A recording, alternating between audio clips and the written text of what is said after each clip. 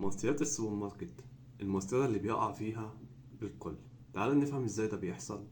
ان بيخليك تشتري حاجة وانت مش محتاجها وانت ماشي اصلا. تعال نفهم الفكرة اللي بيعملوها، بيوقعوك فيها. ليه اول ما تدخل المخبز بتشم ريحة المخبوزات وبتجوع؟ تعال نعرف.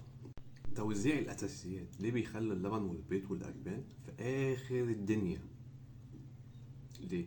علشان يجبرك انك تعدي على كل الممرات وتشتري منها الحاجات اللي انت مش محتاجها اصلا، بس مجرد ان العين شافت خلاص فانت هتجيبها. ليه المنتجات الغالية للأطفال موجودة في مستوى النظر، والمنتجات الغالية للكبار برضه موجودة في مستوى نظرهم؟ علشان عينك تقع عليها الأول، وده يخليك تشتري. وهنا بقى أخطر نقطة، مصيدة الكاشير، ودي لعنة موجودة. ودي بقى الأهم، ليه الشوكولاتات واللبان محطوطة جنب الكاشير؟ عشان بعد ما خلصت الطابور الطويل دوت خلاص انت فرحان، عايز خلاص انت خلصت، هتكافئ نفسك بإيه؟ ما انت زهقان قاعد في الطابور بقالك ساعتين.